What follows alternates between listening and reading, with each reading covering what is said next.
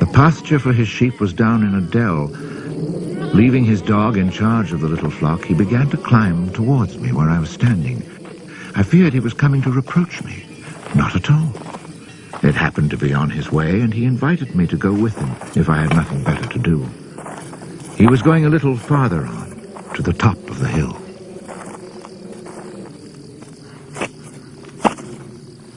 When we reached his destination, he began to drive his iron staff into the ground. He made a hole, dropped in an acorn, and filled in the hole.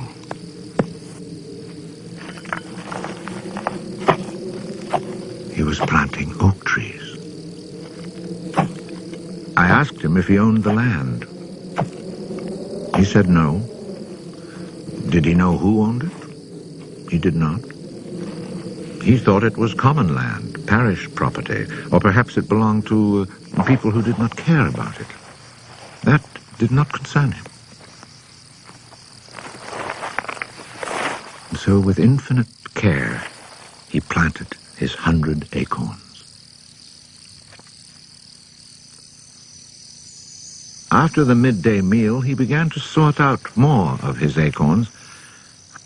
I suppose I must have been quite insistent with my questions, because he answered me. For 3 years, he had been planting trees in that desolate country. He had planted 100,000. Of the 100,000, 20,000 had come up. Of these, he still expected to lose half, either to rodents or to any of the unpredictable things which only Providence can account for. That left 10,000 oaks to grow on this tract of land where before there was nothing. It was then that I wondered about the man's age. He was clearly more than 50. 55, he told me. His name was Elzear Bouffier. He had owned a farm down in the lowlands. It had been his life. He had lost his only son, and then his wife, and had withdrawn into this solitude where he was content to live quietly with his lambs and his dog. It was his opinion that the land was dying for lack of trees. He added that having nothing very important to do himself, he had resolved to remedy this state of affairs. I was young and only thought of the future as it affected me and my search for happiness. So I told him that in 30 years those 10,000 oaks would be magnificent. He answered quite simply that if God granted him life, in 30 years he would have planted so many more that these 10,000 would be like a drop of water in the sea. Already he was studying the growth of beech trees and had a nursery full of seedlings grown from beech nuts. They are quite beautiful. He was also thinking of birches for the dales, where he told me there was moisture just below the surface of the soil. The next day, we parted. The following year came the First World War, in which I was engaged for 5 years. An infantryman was hardly likely to have trees on his mind.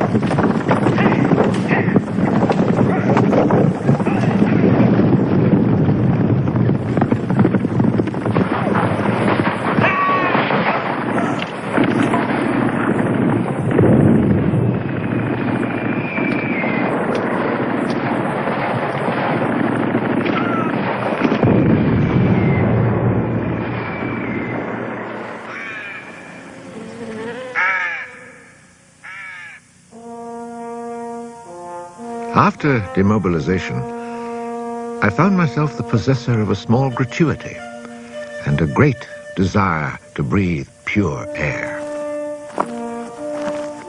This was my only thought when I set off once more on the road to the barren land. The country had not changed.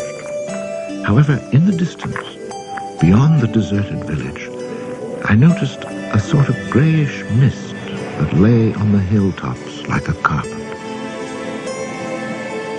The shepherd who planted trees had been in my mind since the day before. 10,000 oak trees, I thought to myself, really need a lot of space.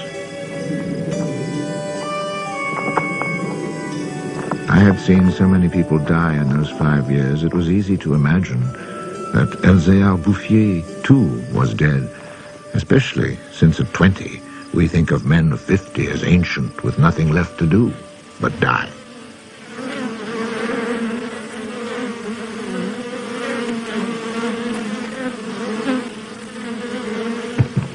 He was not dead.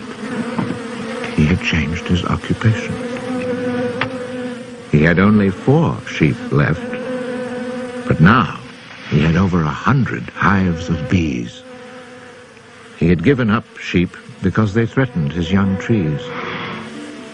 The war had not disturbed him, and he had calmly continued his planting. The oaks of 1910 were now 10 years old and taller than either of us. It was such an impressive sight, I was struck dumb. And as he never said a word, we spent the whole day in silence, walking through his forest. It was in 3 sections and measured 11 kilometers long and 3 kilometers at its widest. When I reminded myself that all this was the work of the hand and soul of one man with no mechanical help, it seemed to me that men could be as effective as God in tasks other than destruction. He had followed his dream, and beech trees as high as my shoulder, stretching as far as the eye could see, were witness to it. The oaks were strong and past being at the mercy of rodents. As for Providence, she would have needed a cyclone to destroy this creation of man.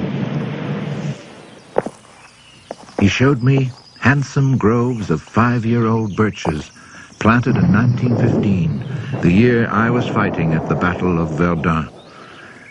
He had set them out in all the hollows where he guessed, and rightly, there was moisture near the surface. They were like young children, tender yet firm and confident. And creation, it seemed, had just followed in a natural sequence. He hadn't worried about it. Resolutely, he had gone about his simple task.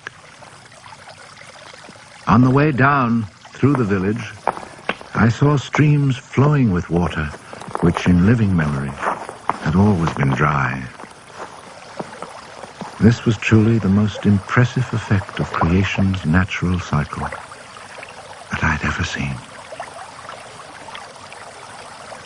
Long ago, these brooks had been full of water.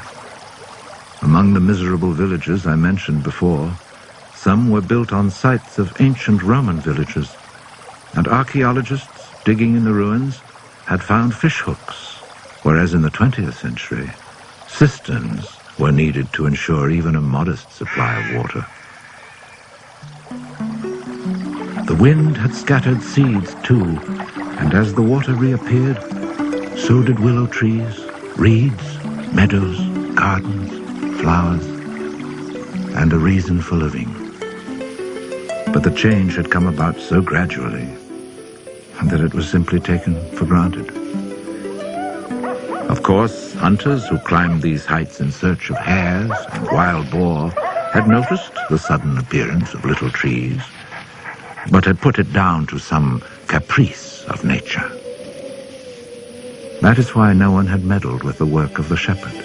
If they had suspected it was man's work, they would have interfered. But who would even think of him? Who in the villages or among the authorities could ever have imagined such constant, magnificent generosity?